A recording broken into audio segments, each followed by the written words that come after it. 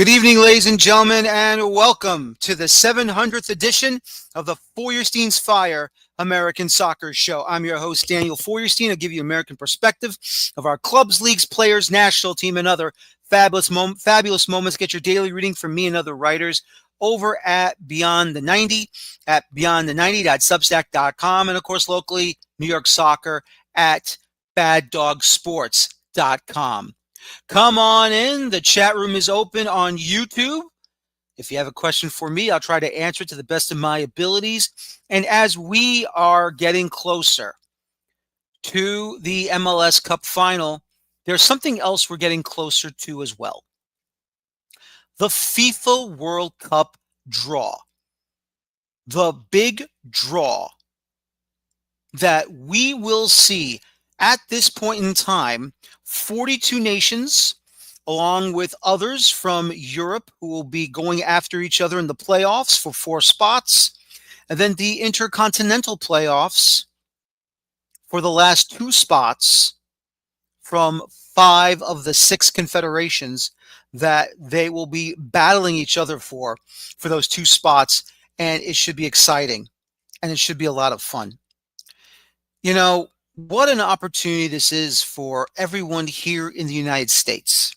Now, obviously, Canada and Mexico will be our fellow host nations as well, the tri-hosts, the northern zone of CONCACAF.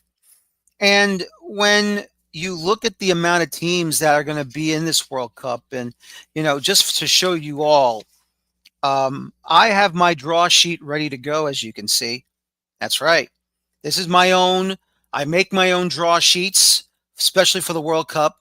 I've been doing it for a very, very long time. And it's just been absolutely awesome. Awesome when we get to this level of international football, soccer, where we are ready to go.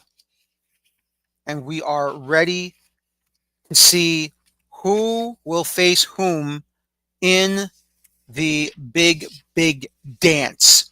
Now, they claim it is the, they claim, you know, it's the NCAA Final Four. Well, in college basketball, yes, that's true. But in reality, this is the big dance. This is the big dance for the world. And that means for the world that they are going to be a part of this and enjoying what we'll be watching and witnessing moving forward. We're going to see these nations from CONCACAF. We are going to see these nations from Africa, CAF, Asia, AFC. CONMEBOL, of course, that's South America, Europe, UEFA, and the Oceania Islands, the Pacific Islands. We're going to see New Zealand, and we're going to maybe, you never know, in the Intercontinental Playoff, we could see New Caledonia somehow edge their way to make it to the FIFA World Cup. Is a possibility. And until we get there, and we find a way to see who will make it to the big dance, it's going to be exciting, and it's going to be a lot of fun. You know, before I even got into the whole mechanisms of the World Cup, the whole situations of what has to happen to be in this World Cup. You know, I go back to 1994 and I find out that the USA was the host nation. And it was great. And of course, you know, they had their run, unfortunately lost it in the round of 16 to Brazil. And then after 94 came France of 1998. Now, I thought back in the day And this is how much of I was a newbie to international football. Club football, I kind of understood because of those days of the North American Soccer League. And then, of course, when Major League Soccer finally was born in 1996, I knew a lot about club soccer. What I did not know at the time was the international section of it. And when I finally got into the qualifications of these games, I got on it late.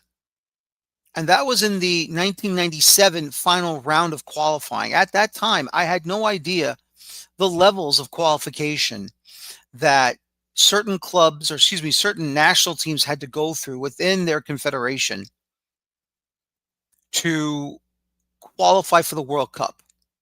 I thought it was automatically handed at that time. And look, then I was a novice, a complete and utter novice when it comes to the international game.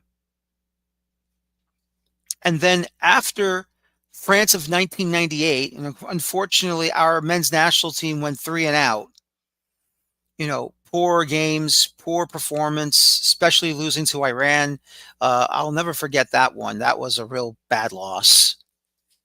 But, I said to myself, I have to be better with my knowledge of the international game. I have to be better at how I learn about what I need to do to be knowledgeable, to know what I'm talking about, and the situation that the entire setup is and has been for a long, long time.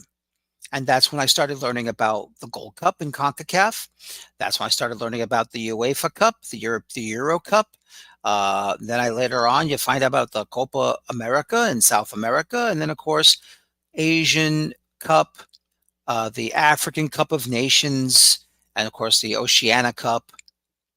And when you learn more about the different mechanisms of this sport, not only club-wise, but international-wise for the national teams, then you understand what the situations are. You understand now what I needed to do to put my knowledge to the test. And so from that point on, I knew what to say. I knew what was going on. And then you find out how the road to qualifying for the World Cup, that to me is something special because everybody's playing on the same international dates when it's their turn to play. Obviously for Europe and South America, whenever their dates are ready to go, obviously in South America, it's like nonstop. They just go out and play right away. As soon as the last World Cup ends, the new cycle begins in the following season, and then off they go into basically killing each other, figuratively, killing each other to gain 3 points to go to the next World Cup. Everyone else, it's a friendly. Everyone else, now it's either, now it's either these Nations League tournaments that doubles as qualification for the Euro Cup in Europe with the UEFA Nations League, and then of course CONCACAF's Nations League. They're continuing to qualify for the CONCACAF Gold Cup. And then when you have those dates for the World Cup qualification after the European Cups are done and after the CONCACAF Gold Cup is done, then you move on to the next round. The same thing with Africa. They have to spread it out. can't just have it within a certain calendar year, or else we're never going to get anything done. You might as well just shorten everything. And so to be ready for something this spectacular, for something this wonderful, as we, get into the spirit of World Cup qualifying. That's what I love about international soccer, international football. You get to share it with the rest of the world, depending on what round and what level these games are currently at. Because this is the fun stuff. This is the fun stuff that we cannot wait for. And that's why I love going, like I said, I love talking about this game. I love having a conversation with anybody and everybody. And there'll be debates and there'll be arguments, but it won't be, too serious. But this is why I love doing this stuff. This is why every 4-year cycle, we get to the qualification draw for all of the confederations. And when they're done, I just love setting it up. And I loved it when FIFA did it all in one day. Now, all the confederations are doing it themselves. I think that it loses a little bit of its luster, but you know what, though? Look, they're doing it differently now, and to each their own. Obviously, this is because of the what happened with the COVID, the COVID situation. But personally, this is fine. I don't mind.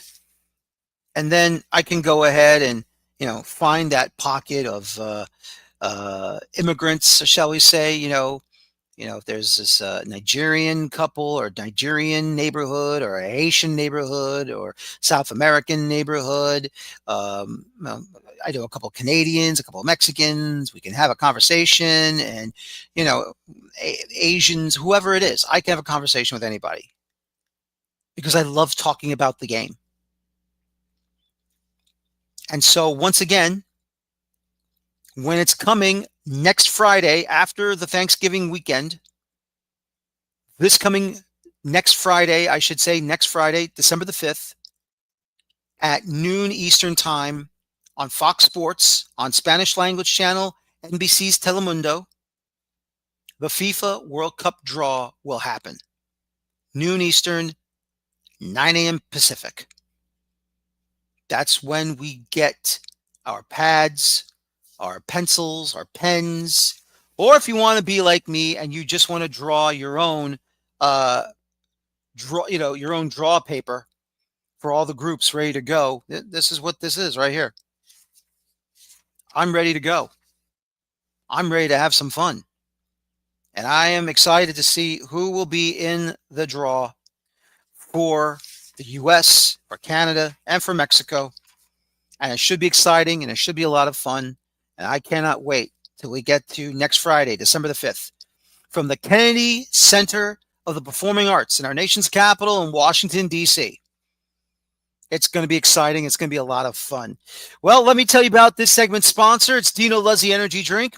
When I need that extra kick to power through match analysis and late night transfer rumors, there's only one drink that delivers authentic Italian energy.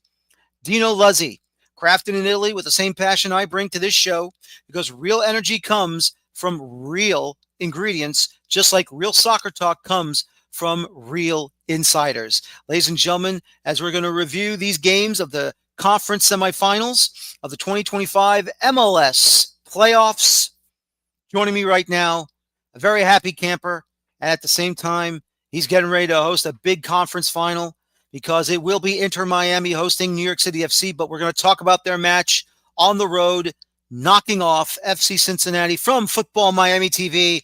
The one and only Pieter Brown joining me tonight. Pieter, welcome back. I have to be honest with you.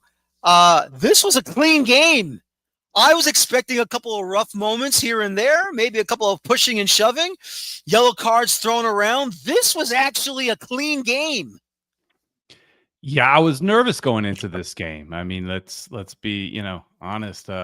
I kind of forecast earlier in the season that we would only get as far as that game, and that would be the end of our season based on our defensive problems that we've had all year. So, I mean, I was scared going into this game. I didn't have the bravado that a lot of people you would expect from people from Miami when you have Messi on your team and all that kind of stuff.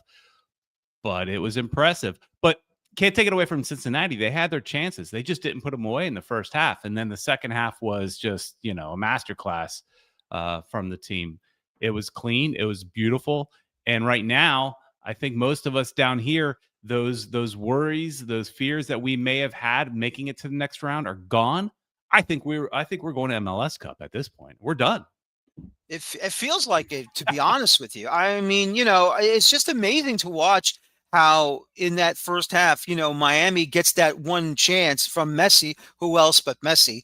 And then you think to yourself, Cincinnati has to come back somehow. And, it just felt, did you feel maybe Cincinnati, maybe a little lethargic coming out of the gate, or just bad luck? Yeah, it's hard to tell because they do have heavy hitters up top that should be able to, really threaten our goalkeeper. I mean, our keeper, Rocco, is okay, but you could definitely score on him. I mean, we don't have a lot of clean sheets this week. I didn't expect a clean sheet. So, yeah, I expected way more out of their offense. You've got quality players with Cincinnati. The question is, were they starstruck? They shouldn't be, but at this point, I mean, Messi's been in the league for a while now, so nobody should be starstruck. But it is weird because I think the playbook's out there on how to beat Miami. I mean, you pressure, high press, and pressure us, and we make mistakes, and you can, our defense is not very good, and so you could definitely get clear opportunities on goal, and quite often put a bunch of them away. They didn't do that, so it is strange. I don't know if it's being lethargic. That's a hard word, but something was wrong. Something was off. Yeah, it really was, because I was expecting Denki to come out of nowhere and just, dominate. And, Oberlion has always been a thorn in the side on any club that faces Cincinnati. Just, to me, it just felt weird. But look, give credit to what Inter Miami did. Had the game plan. They executed it perfectly. And, big moment there in the second half to get 3 goals in the second half in Cincinnati. And, some would say, well, playing at TQL Stadium is a house of horrors. I still kind of go back to the 2023 semifinals of the Open Cup. Down 2-0, Messi bringing them back, leveling it with 2 great assists to Leo Campagna, who scored both goals. Then they scored to make it 3-2 in extra time. And Cincinnati scores to make it 3-3. And then you win it in the shootout to go to the final. I mean, to me, it just feels like, Miami can handle anything that's not the regular season in Cincinnati. All right. Yeah, sure. Yeah, I mean, it's an impressive stadium. So, and that place did definitely look like it was rocking. But look, we have so much experience on this team that shouldn't phase them, and it didn't. But let's not, if the second half basically wouldn't happen the way it did if Suarez was playing. So I think that's the biggest story in this game, is that Mascherano had the guts, the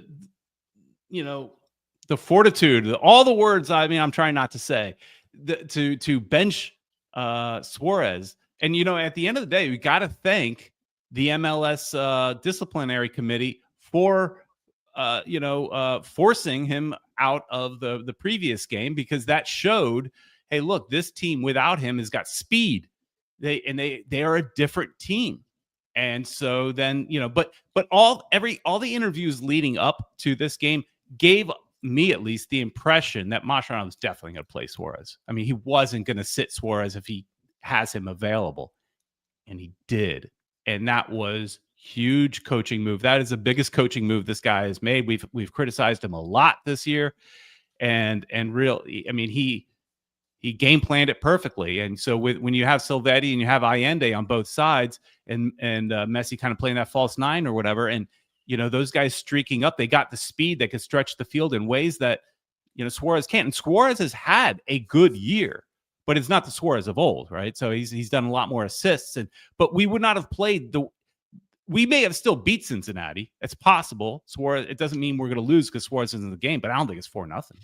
No, I agree with you. And I think, look, as well as I do, Luis Suarez is still a football legend, without a doubt.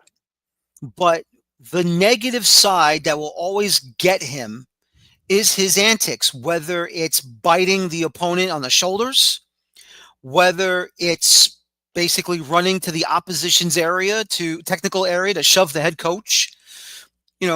The way he acts up on the pitch sometimes. Look, he deserves whatever plaudits he gets, but he just acts so immature sometimes. It's a detriment. I think Mascherano finally recognized it. I don't think it's that. I don't think Mascherano would bench him because of his antics.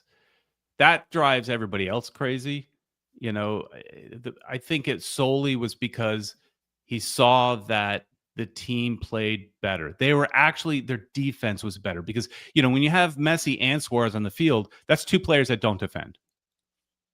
And when Suarez is not playing, well, that's only one player not defending because, Allende and Silvetti have the legs to come back, to track back that Suarez doesn't have. So, and here's the thing is Suarez, hats off to him. I don't know if you saw that little clip during the game of him getting up and doing a little coaching. He was coaching up Falcone, our defender. I'm guessing he's telling him what he's seeing coming at Packers. So it was that I thought that was pretty mature of him, which is not a word we use very often with Suarez, is maturity. And so it was pretty mature of him to basically take the fact that he is being benched, but also using his experience to help his team in any way possible. And so coaching up the team and being very, very engaged was impressive. And I'm not trying to be a Suarez apologist.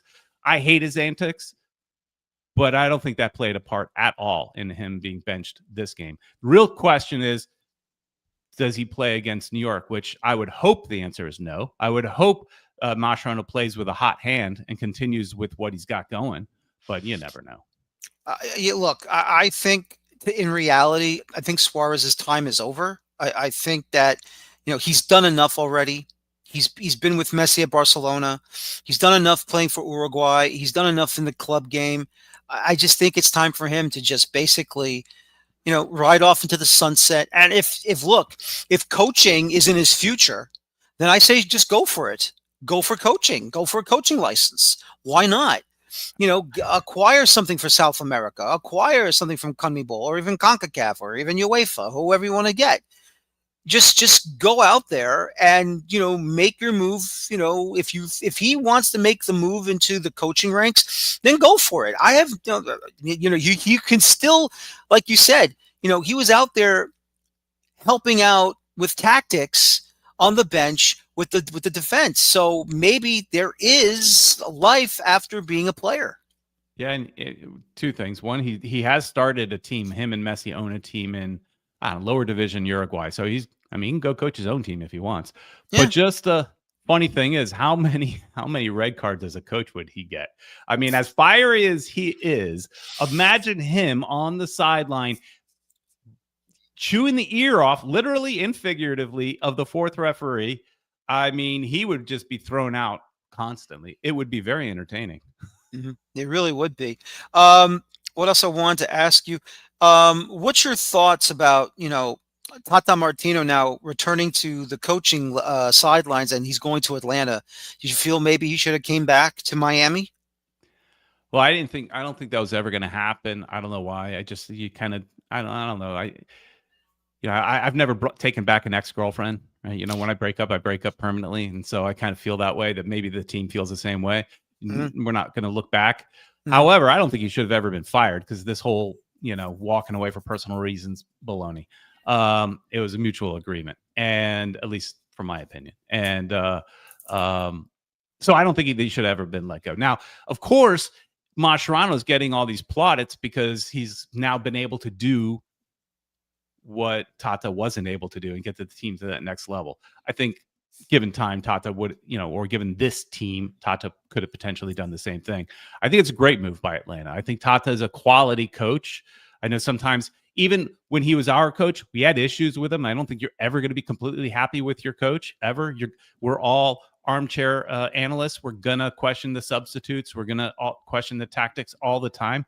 But I think he's a quality coach. He's a proven winner. He knows the league.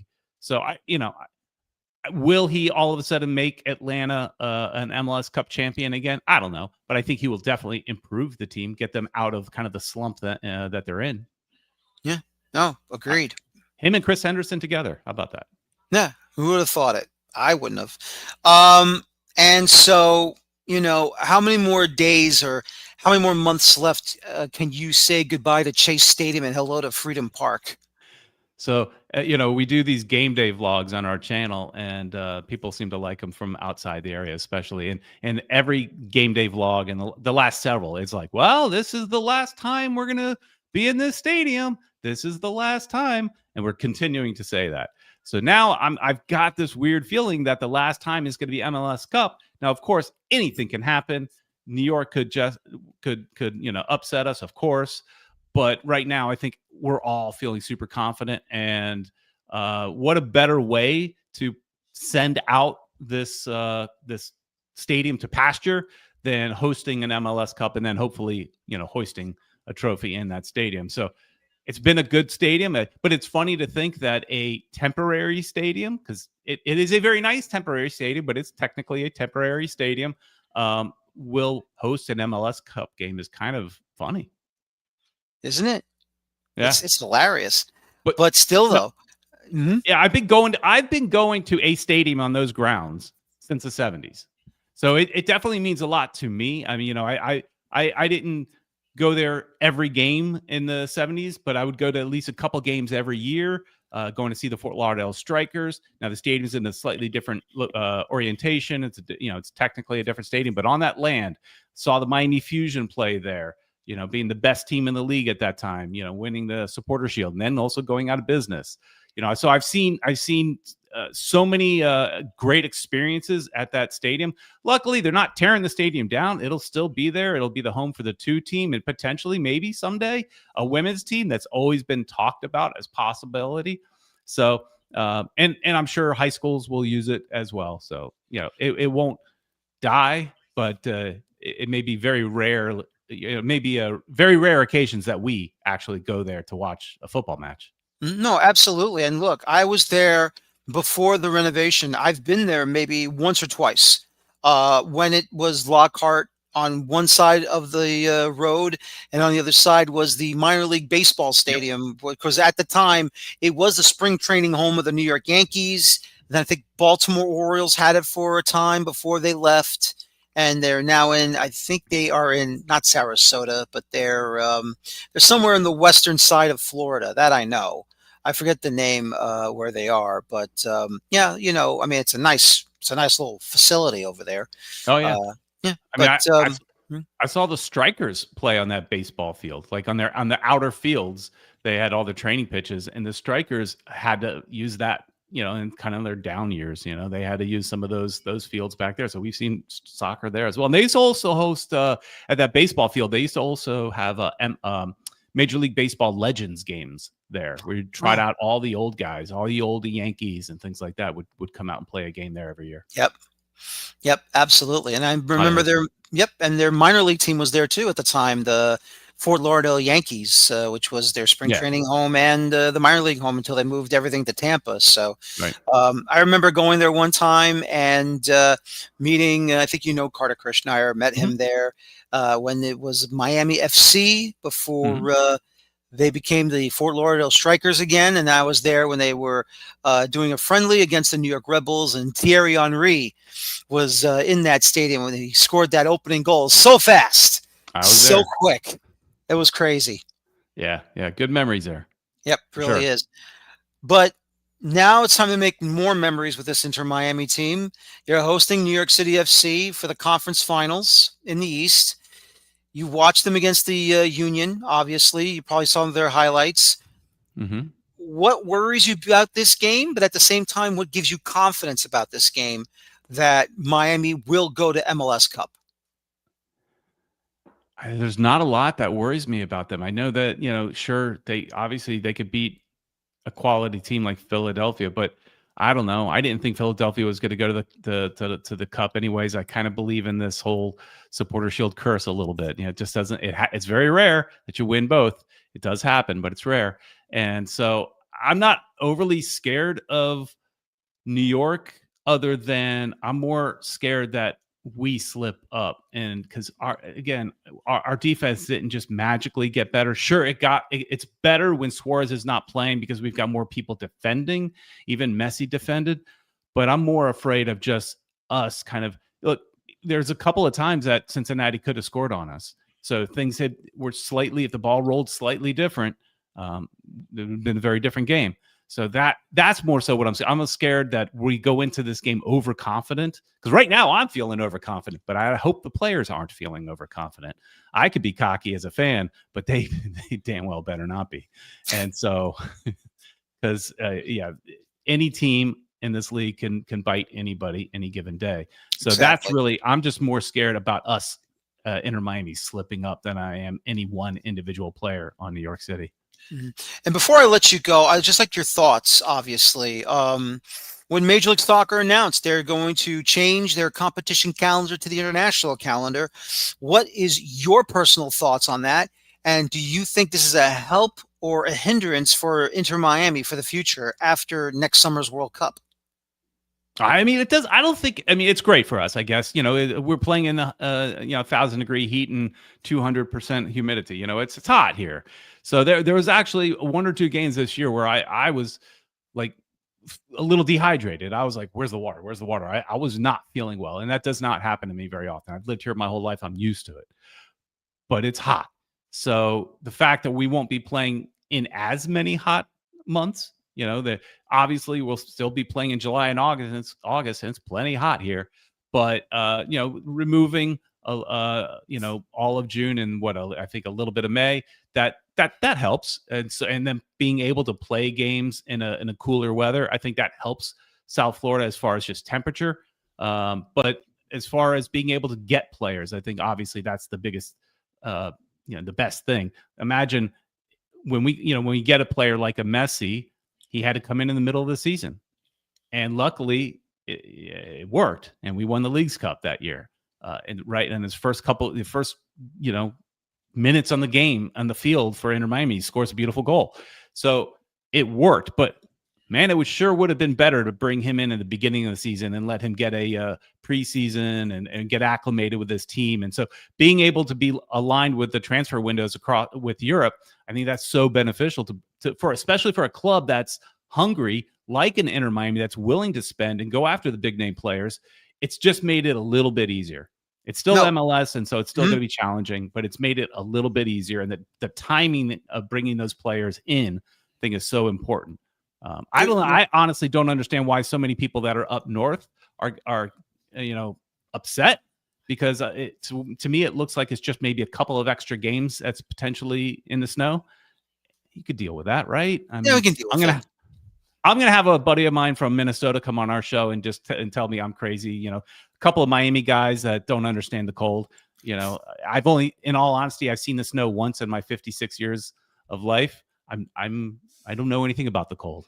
So I'll join you if you want, because I'm used to the cold, even though I'm down here now with you. But I'm used to the cold. It's not a big deal. But look, others want to make a big deal about it. I think they're a bit of a negative Nancy. Move. That's all it is. It's a business move. Business move. They obviously looked at it. Okay, sure, it may hurt some ticket sales in places like Minnesota and Toronto and Vancouver, maybe, but the greater good far outweighs those few games that it's going to hurt ticket sales. Exactly. So every general manager that I saw quotes from or saw interviews with, and one of them was a long interview I saw with the general manager from Cincinnati. It gets cold there too, and they were down with it. They were super excited with it. So it's purely a business move, and it's good for the MLS as a business. Yep, it really, really is. Peter, as always, I appreciate your time. Thank you for joining me tonight. Good luck in the conference final, and hopefully we're going to see this Miami team hosting MLS Cup. We'll wait and see. Thank you for your time again. All right, thanks, Daniel. See you. All right, thank you. See you later. That's Peter Brown from Futbol Miami TV talking about Inter Miami as they once again defeat FC Cincinnati at TQL Stadium by a final of 4-0. And of course, the other opponent they'll be facing is New York City FC as they defeated the Supporters Shield champions in the Philadelphia Union by a final of 1-0. And once again, not much really. It's just a Maxi Morales goal that did the job. And other than that, nothing else happened. Now, the one thing I have to say is this, is that we all know what happened to Alonso Martinez during the final 2 matches of international competition for the final round of World Cup qualifying in CONCACAF. He hurt his knee, but we still don't know the severity of the injury. And they're not saying anything. We're not being told. Local New York media is not being told. It's all it is a knee injury. Well, how severe is it? It's just a knee injury. How bad of a knee injury is it? Well, it's just a knee injury. No. You got to let us know, NYCFC, how bad that knee injury is. Is it a meniscus tear? Is it an ACL tear? Is it strained? Is it an MCL tear? We need to understand, we need to know how bad that knee injury is to Alonso Martinez. You cannot hide this from the league, nor from the fans, nor from the media any longer. And I implore, I actually am asking the league, either make them inform us of what the knee injury is and what level of the injury it is, or fine them and fine them heavily. Personally, I think, personally, what I would like to see, I would like to see them, start the match down a man automatically, but that's not going to happen. And we all know that. But still, though, this is getting ridiculous. This is getting silly. I don't understand why we cannot have NYCFC inform us how severe or how not severe Alonso Martinez's injury is. We must find out. We must be told. And once we're told, everything will be fine. Everything will be okay. Just tell us. But until then, we'll never know. We'll never know. And it's difficult. But all I can say is this. New York City FC, they did enough to, put pressure on Philadelphia Union to put them in a position where they cannot do anything. And once again, as great as Andre Blake is, and as great of a goalkeeper he has been for the Union, I think it's kind of telling how Matt Freese, who probably should have been the heir apparent in net for the Union, has done a magnificent job as the starting goalkeeper for New York City FC. And that's why Matt Freese will be on the U.S. men's national team for the World Cup. I think he has cemented the starting position for the men's national team. and he'll definitely be the starting goalkeeper for the World Cup when it comes.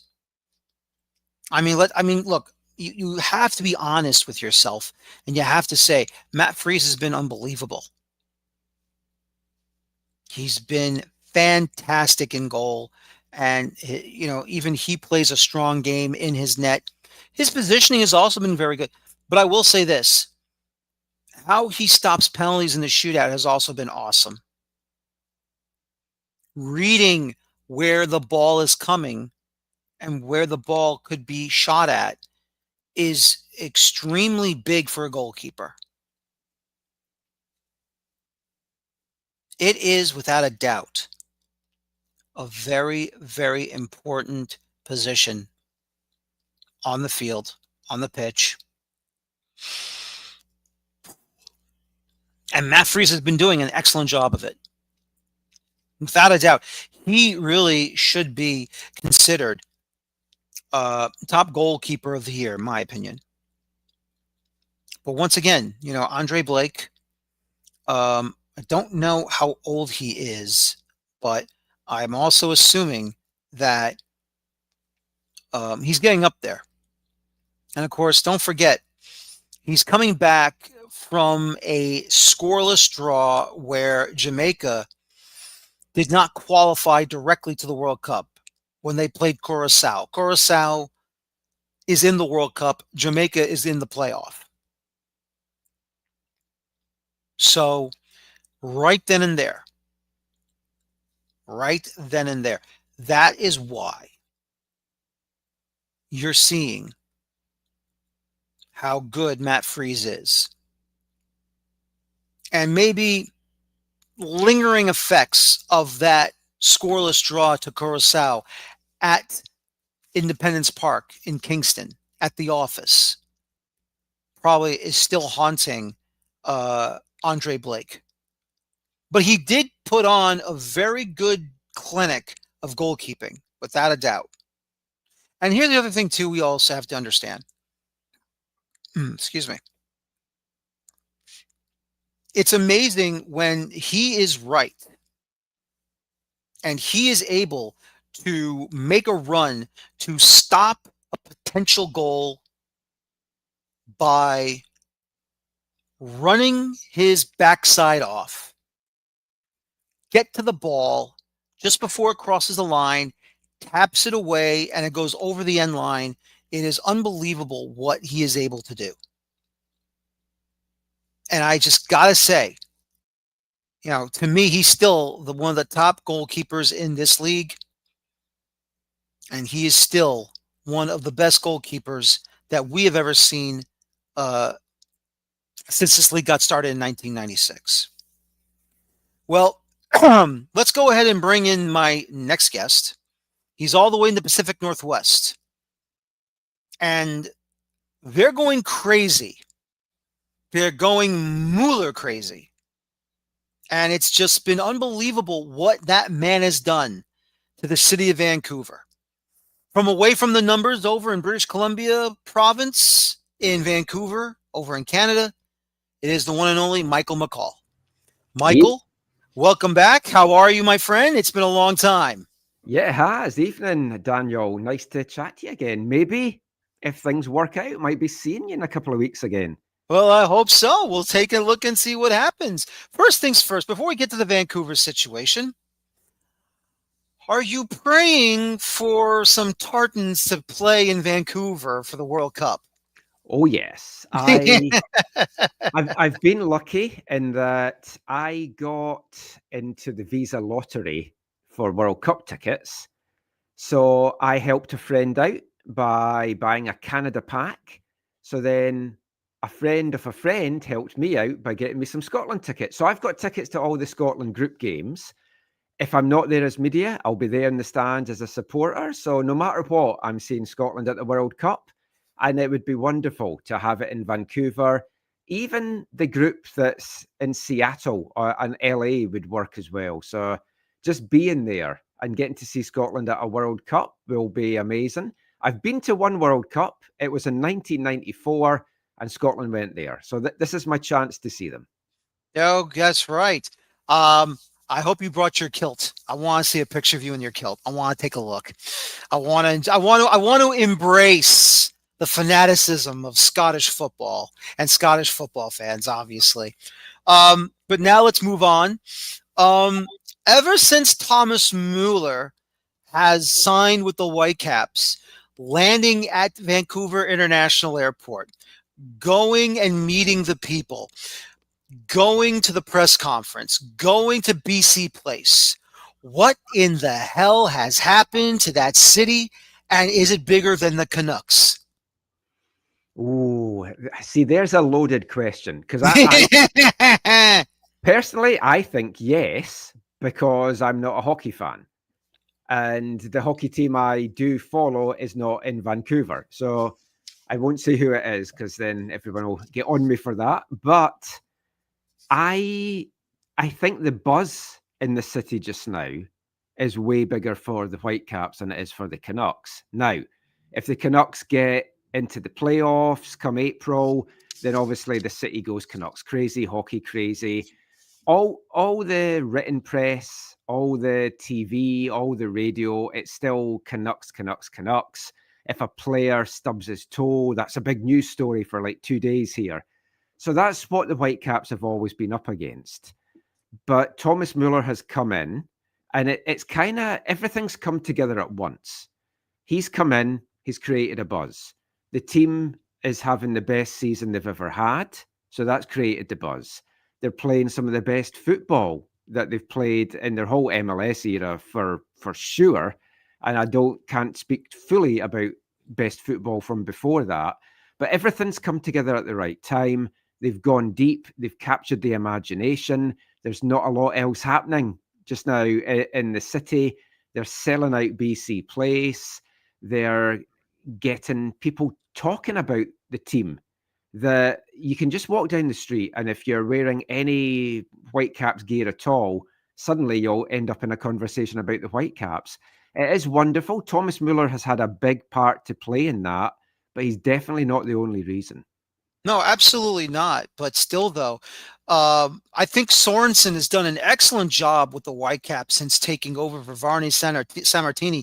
I mean, honestly, he is the reason why Vancouver has made that run in the Champions Cup to the final. He's also the reason why they've been so good all season long. And just bringing over Thomas Mueller is just, I would say the cherry on the top of the cake. They have been, without a doubt, the biggest surprise of the league this year. And then the question is, depending how deep they go, can they basically ride this into next season, into the World Cup and after the World Cup? That is a big question because, like, going into this season, before Jesper Sorensen was appointed, you looked at players that had been added around the league to all the teams, and there was a genuine fear that the Whitecaps maybe hadn't strengthened as much as the other teams in the West have. Then it all kind of started to come together with the signings in late January and into February. And then because of all the injuries throughout the year, every single player to a man, way down the depth chart, has contributed. Now, again, is that lightning in a bottle and everything's come together for one perfect season? Can they continue it? I think they can, but I also think then when you've had a season like this, it's hard to keep hold of your top players. And Sebastian Berhalter has had his breakout season. You all know it.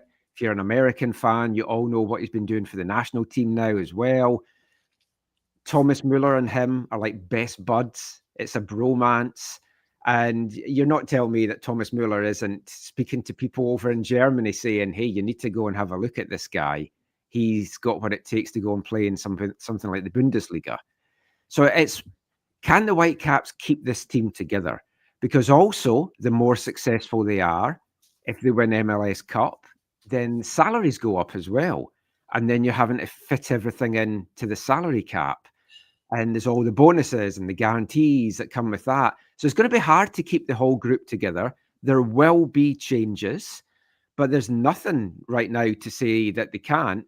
The rest of the West will strengthen. Some of the big teams that have not had good years, and you look at LA Galaxy, for example, LAFC, they're now going to want to add another piece to help with Sun and Buanga and everything like that. So other teams will strengthen, and it's do they strengthen more than the Whitecaps keep together? There'll be some new additions here, but there will also be departures. I feel it's inevitable. Yeah, I agree.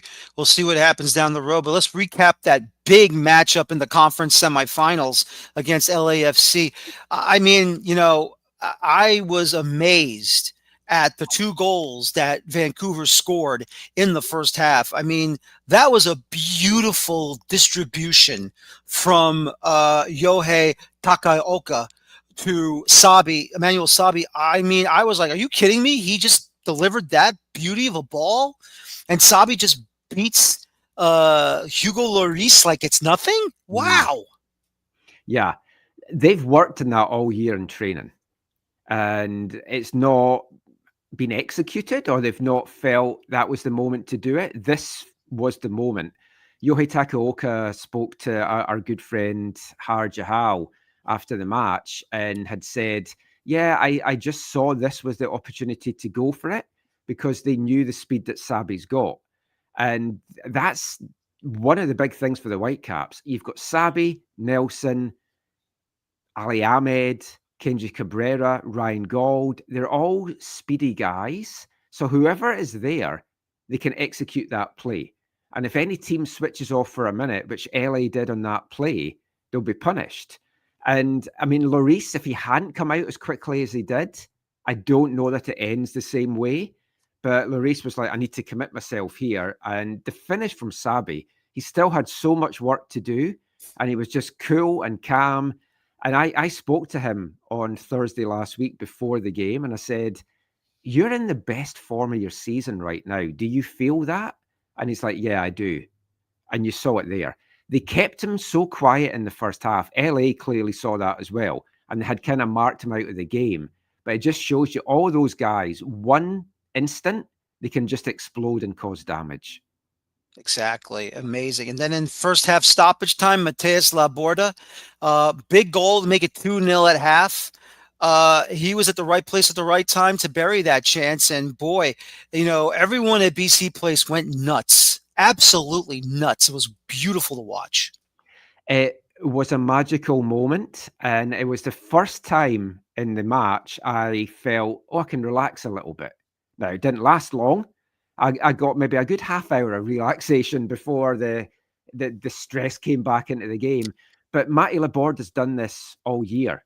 And he joked after the game, he was like, I'm always there to clean up the garbage. He's a key piece on set pieces for them as well.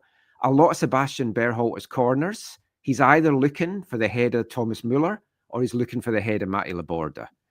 But Laborda's also there for these knockdowns. And he's a very underrated player in this Whitecap side. He was brought in as a centre-back, maybe a right-back, and all this season on the whole, he's played as a left-back. Now, This coming Saturday, I think we might be seeing him as a centre-back, but that's a whole other discussion that we might have. Mm-hmm. But he's like a Swiss Army knife at the back line, and he loves to get forward, and he loves to score goals, and definitely one of the unsung heroes this year for the Whitecaps. Nope, really is. And we don't have to talk much about Sun. He is just as advertised. He's unbelievable. And I mean, that first goal to pull one back in the hour mark was tremendous.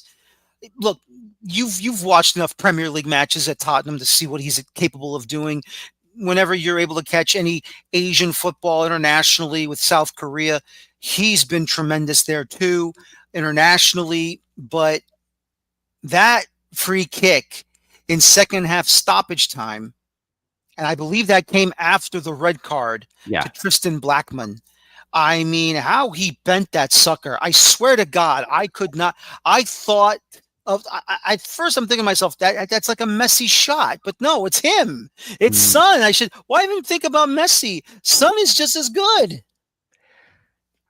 I've got to say, I think, and obviously there's a recency bias, and I'm old now and my memory's not as good, but I don't remember seeing in person a better free kick than that.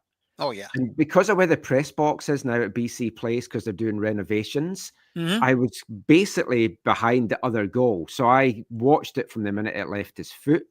And as soon as it left his foot, I was like, oh, that's in. You knew it right away. And he is a difference maker. That's why Yeah. they brought him in. That's why they paid the big money for him. He is a world-class player. And next season, woe betide any team that does not mark him properly in a game. Because I think he has the potential to be Golden Boot winner next year. It is going to be yeah. probably between him and Messi. Mm-hmm. But the problem that LAFC have, and what they've had in the last few weeks is, if Bouanga and Son aren't scoring for them, no one else seems to be scoring for them. No. And maybe that played into the fact that they couldn't convert the chances that they had, because they certainly had them. But yeah, the free kick came about because of Tristan Blackman sending off. And in the one hand, it's a harsh second yellow to get, but I can see why the referee would give it. If Tristan Blackman hadn't gone in to Bouanga, like Bouanga knows what he's doing. He knocks the ball to one side, he goes to the other. Bouanga's never getting onto the ball. Tristan just needs to stand where he was because Bouanga runs into him. But the problem is Tristan gave it the shoulder, and as soon as he made any movement, it's a yellow card. So I couldn't complain with that. The Whitecaps aren't appealing it because they know they're not going to win it. And when the goal went in, I'll be honest, like all year, I felt no matter if the Whitecaps are 1 down, 2 down, I feel they can get back into the game. I felt it was match over at that point. As soon as they tied it up, I was like, there's no way we're holding on in extra time. And then when we go down to 9 men in extra time, I was just sitting back in my seat in the press box, just waiting for the inevitable. But it didn't come. And what that does to a team's belief is like stratospheric now. Yeah, it really was.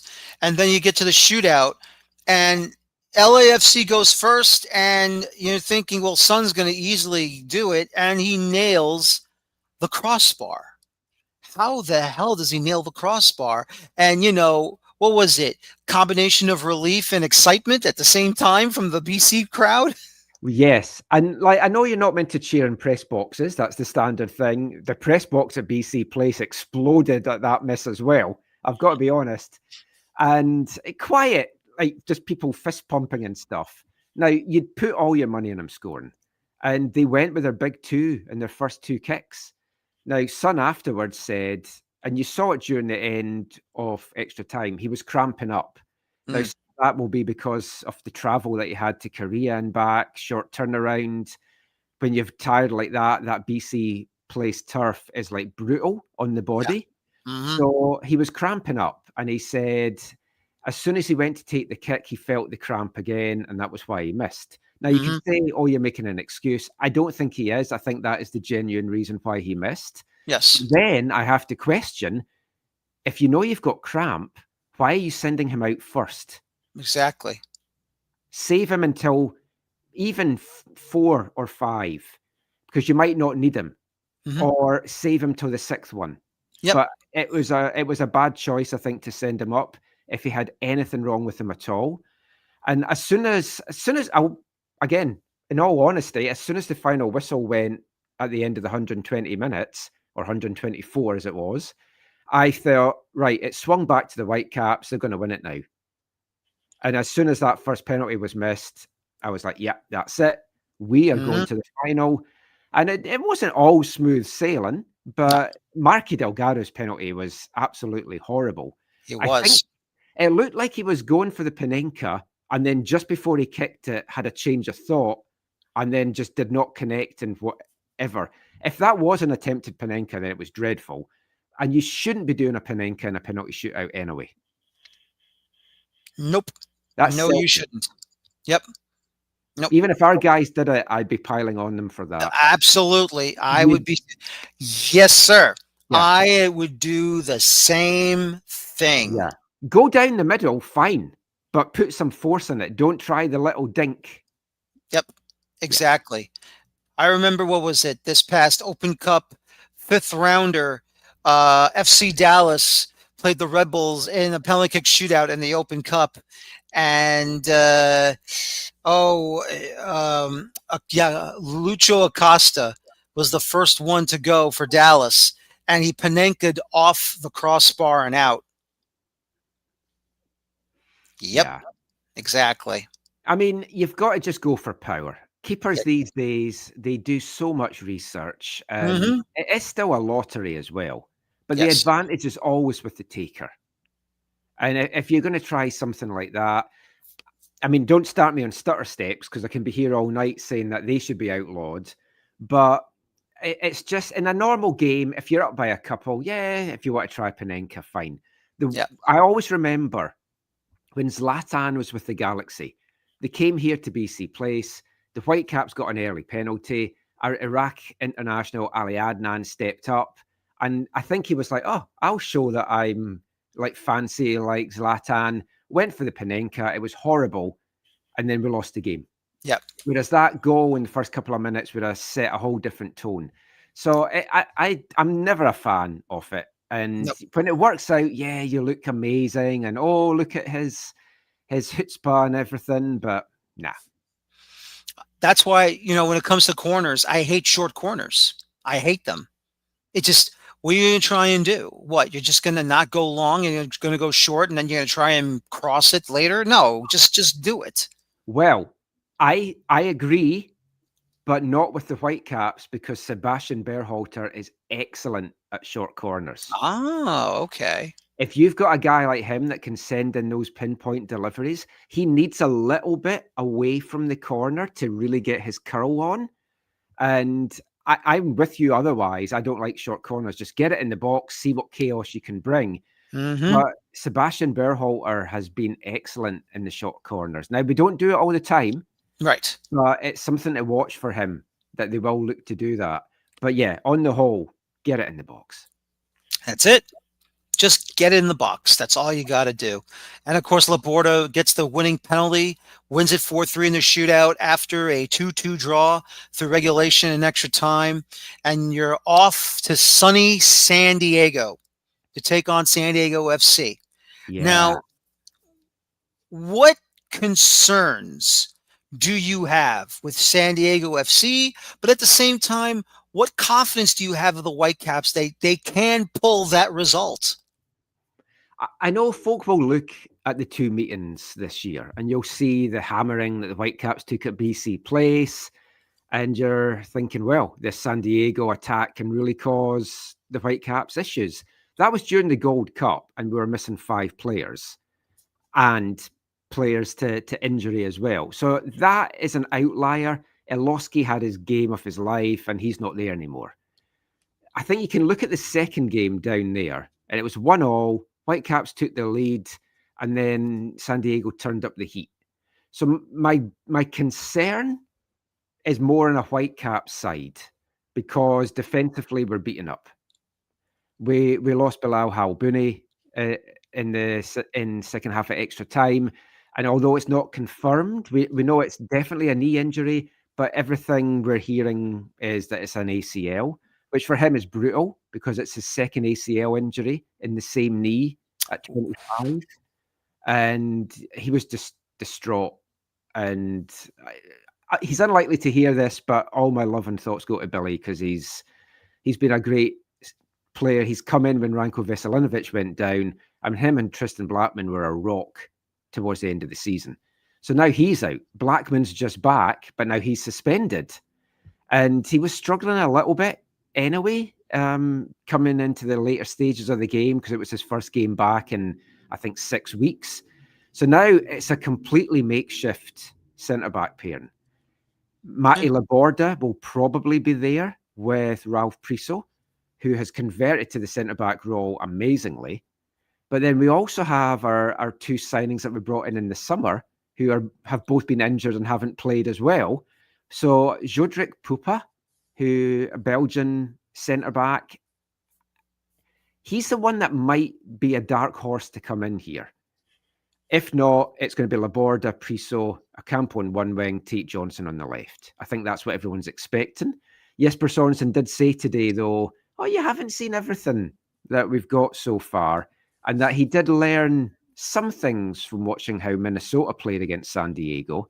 Not that they're going to go full on Minnesota and defend with like 8 players behind the ball, but that's my big concern. How does that defense handle what is such a dangerous San Diego attack? But you saw what Minnesota did to them. 1 shot on target in the whole game. Now, yes, it was a crucial shot that San Diego got, and it went in the back of the net, and it was a rocket, and it was set up by a beautiful little back flick.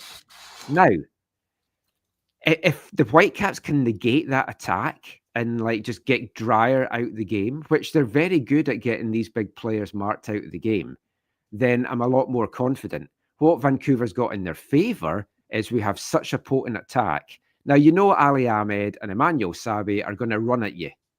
Knowing that and stopping that is 2 different things.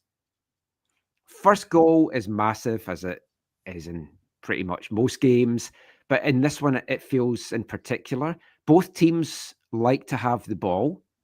But I just have a sneaking feeling that we're going to be more, let's give San Diego the ball more than we would usually give San Diego the ball, and kind of just rely on the transition play and get these fast wingers in.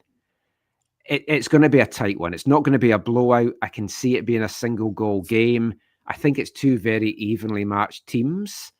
I was speaking to Sasha Klestion just this afternoon. We did a call with him, and he feels Vancouver's just got the edge, and I do as well. Fantastic. Before we finish up here, I've noticed an article through Google about the Whitecaps stadium situation. Obviously, at the end of this season, there's no new deal to be a BC place. Don Garber is working hard to make sure the Whitecaps, at least for the time being, remains a BC place until they build a brand new stadium. Hopefully it will happen. We'll wait and see what happens there. But, honestly, reading the article, and as much as, I understand why Don Garber tries to make sure that the league is profitable and there's plenty of eyes on the football here in North America, both in Canada and the US. But when I saw him do a mea culpa about he didn't do a good enough job to concentrate on the most important need that the Whitecaps needed, was actually building their own stadium or their stadium situation, that really made me upset. And that really made me mad. Not just because it's, it's a league situation, but, I talk to you. There's so many dedicated Canadian soccer fans in the city of Vancouver. They love their Whitecaps. They have supported this club from the early days of the A-League up till in USL, USISL, and now into MLS. And for me, it's a dereliction of duty as commissioner of MLS. You can't do that. You can't just, ignore what goes on in Vancouver. You got to take care of everything, not just on the U.S. side of the border, but on the Canadian side of the border too. I mean, anyone that's been on any calls with Don Garber and the State of the League stuff for the last few years, every year there's questions about New York Stadium. And you've seen how long it's taken them to get it done. Now, there's been things in the work in Vancouver for years. The primary owner, Greg Kerfoot, wanted to build a stadium with his own money, on his own land. Exactly. And it got voted down because the folk in the area didn't want all that traffic coming in. It was the whole NIMBY stuff. And then it died. And he's tried to get it going, and it hasn't worked. And what I will say about Don Garber is he has the Whitecaps back, and he's fighting for them. And he came up here and he had his round table, and he's met with the mayor, and he's met with the federal government, or provincial government. I don't think he met with the federal government. He was with Victor Montagliani. So he's doing all the right things, and he's pushing hard. It's not been announced, but the Whitecaps will be at BC Place next season. They've signed a lease. It's all good. So they're thank goodness. Okay, but I don't know if that's a 1-year deal and they're still thrashing other stuff out, or if it's a 3 or a 5 year deal. It's going to be a short-term thing. the problem is a new stadium is going to be it's 3 years in the making. Yeah. And where they want to build it, there's issues because of who currently owns it. When that right expires, First Nations feel that they have a say in the land as well, and that's a delicate subject that folk don't want to talk about for obvious reasons, but it needs to be talked about for obvious reasons as well. And we've done it on our show. We're not afraid to broach a delicate subject. And it's all the parties have to come together. The worry for me is right now, the mayor of Vancouver, totally behind the Whitecaps, wants a stadium deal done. He's not a very popular mayor, and I don't see him getting re-elected in September. If they can't sign all the paperwork by September, the mayor that comes in is not going to be so Whitecaps friendly, I fear, and it's going to be a tougher, longer road ahead. I think what needs to happen is, look, whether or not the current mayor does get reelected, and this is for September 2026, correct? Yes. Yeah. Okay. Well, I think, if the current mayor does not get reelected, I think he needs to make a phone call with the mayor-elect and say to him, listen, congratulations, you beat me fair and square, but listen, we need to make a conversation here. And this is very important, not just for the city, and it's not just for the fans of the Whitecaps, but it's for Canadian soccer as a whole. Because even now, if the current mayor does not get reelected, he has to be invited to a World Cup match, whether it involves Canada, whether it involves anyone else. Yeah. No, I'm being serious. No, but he will be there. But the problem is, without getting into all the politics, the most likely mayors that are going to take over are going to be very left-leaning, green, wanting that money spent not on a football team. Mm-hmm. And that's the big challenge the Whitecaps are going to face. Now, it's not undoable, because part of the plan is they want to have housing. They want to have entertainment. They want to have restaurants. So I think in terms of the First Nation situation, right now, they have the rights to a casino on the land that is there and operating. So I think you can easily say to them, look, you can have a bigger casino. That can be your part of this deal. And then to the city, I'm hoping they'll say, look, we can have some like below market pricing rental accommodations by the stadium, because there's a dire need here, as I'm sure all over in the States, for cheaper rental accommodation. So I think there's ways around it, but it just means it's a longer road ahead.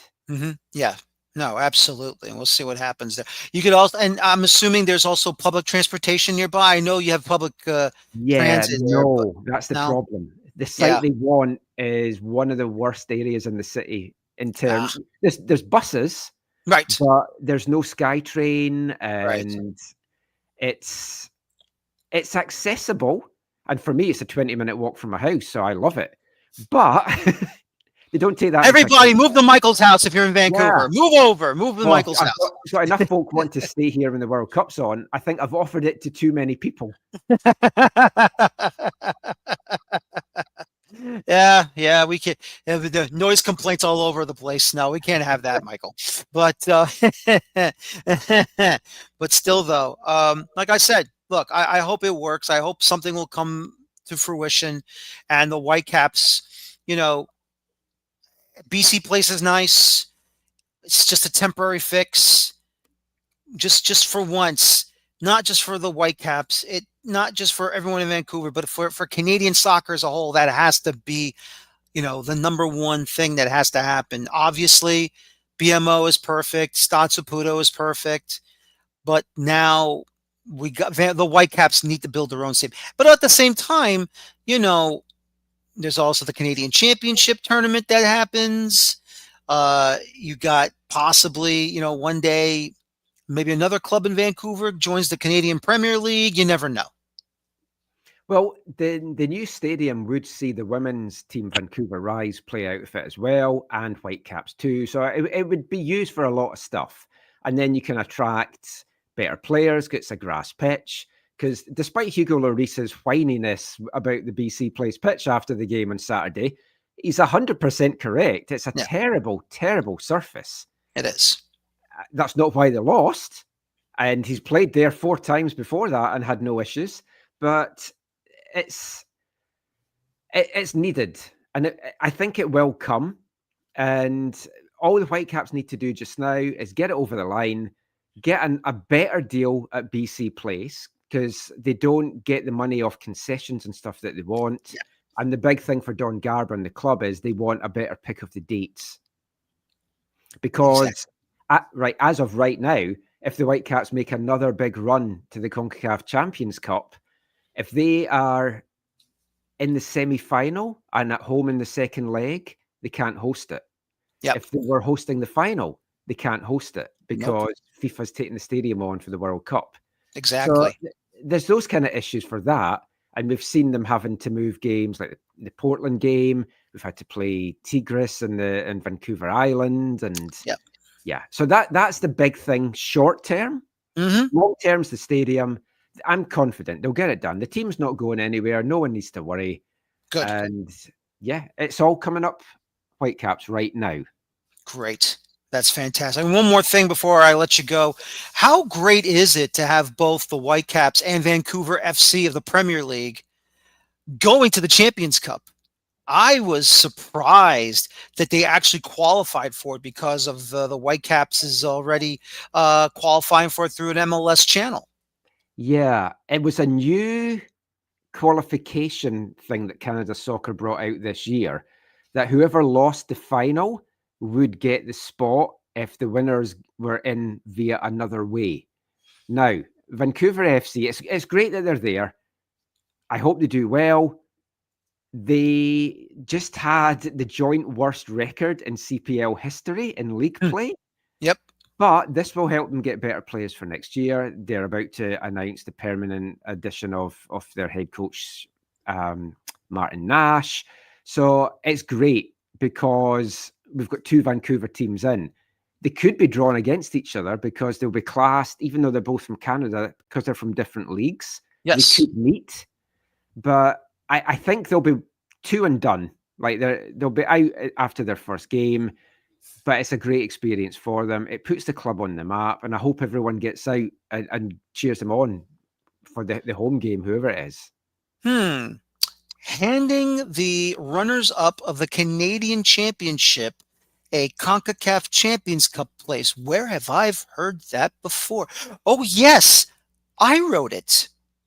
That's right. I wrote an article on Beyond the 90. Yes, I wrote an article on Beyond the 90 where getting rid of the Leagues Cup issue, that they should give the runners-up of the Canadian Championship a CONCACAF Champions Cup spot, the runner-up of the U.S. Open Cup match, the final match, also a spot, and at the time Mexico had the Copa MX, give the winner a spot. Because that's how you eliminate Leagues Cup, and you actually make it more fair, and at the same time more, competition friendly. Because natural order of the game, it's you actually make a final, but you didn't win the championship, but you'll go in that sense. It's like it's like when you watch the Premier League. Obviously, Premier League champion goes ahead.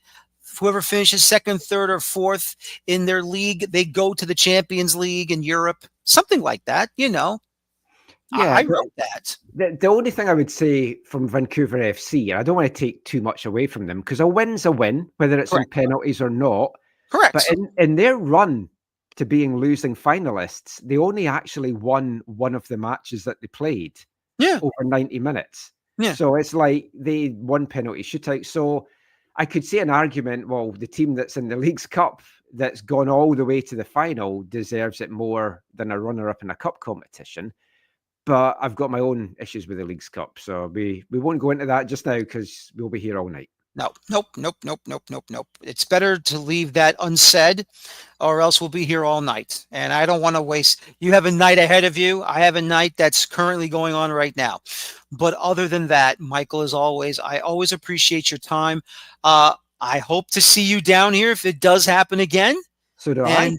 And we want to go back to Giorgio's, or you want to go somewhere else? I like Giorgio's. It was fun. It was nice. I enjoyed like Hollywood Beach, which is where I chose to stay the last time. I loved it. It was a great little area. Yeah, it really was. I'm glad I suggested that for you and Har to get over there. Yeah. I mean, they got anything and everything over there. It's great. Their grilled chicken's great. Their burgers are great. They even have steamed mussels. Oh, I love mussels because it's a big appetizer, but it's definitely worth it for one. Steamed mussels and an orange tomatoey garlic broth. I mean, that just sounds wonderful. So we'll come on over. we just need a win on Saturday, and then I'll definitely be there. I won't be there on Saturday by the looks of it because it's Thanksgiving weekend and the flights are horrendous. Oh, I know. It's terrible. But, if fans are heading down. I've already spent a lot of money going to Mexico and watched the Whitecaps lose a cup final. So I thought, I don't know that I can justify that again. Now if we win it, I'll have FOMO and I'll be really gutted. But we'll see. I might change my mind at the last minute and book something. There you go. Good to hear. Michael, as always, I appreciate your time. You have a good night, my friend. Good luck in the conference finals against San Diego, and hopefully you get a trip down to San Diego soon. That's great. Thanks so much, Daniel, and we'll talk soon. Yep, we'll talk soon. Michael McCool away from the numbers over in Vancouver, British Columbia, Canada, as he talks about those Whitecaps. They do it again. They're going to the conference finals to take on San Diego FC. And real quick, it was only one goal that does it against Minnesota United FC. Andreas Dreyer does it again. Their cowbell goal scorer, 72nd minute. And they bury the shot 1-0 after Minnesota tried their best to bunker in with 8 defending. But once again, it just wasn't enough. It just wasn't good enough. And they went out, unfortunately, Minnesota United, and everything just fell apart. But, we'll see what they do for next season. But once again, it's going to be Inter Miami, hosting New York City FC in the Eastern Conference Final. San Diego FC hosting the Vancouver Whitecaps in the Western Conference Final.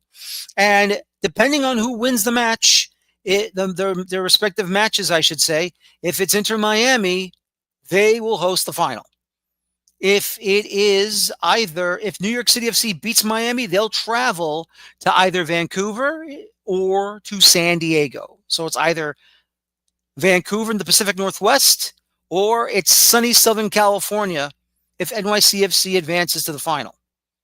If not, whoever wins the West heads on down to South Beach to take on Inter Miami. So it's going to be exciting. It's going to be a lot of fun. Cannot wait to see what's going to happen. Join me tomorrow night here on the Feuerstein's Fire American Soccer Show as my colleague at Beyond the 90, Carter Krishnar, will join me as we will recap all 3 groups of the final round of qualifying in CONCACAF to make it to the FIFA World Cup. I want to thank my guests tonight. I want to thank Pieter Brown from Futbol Miami TV, and I also want to thank Michael McCool from Away from the Numbers over in Vancouver, British Columbia. My name is Daniel Feuerstein. Thank you very much for joining me tonight. I hope all of you had enjoyed the show. You could always, once again, subscribe to the show if you want to hear exciting American soccer talk. It's going to be fun. It's going to be exciting. Cannot wait. Once again, my name is Daniel Feuerstein. Thank you very much for watching me tonight. And as always, please, please, please, please, please enjoy your football. Thank you. Take care. So long. And have a good night. And bye-bye for now. Have a good night, everybody.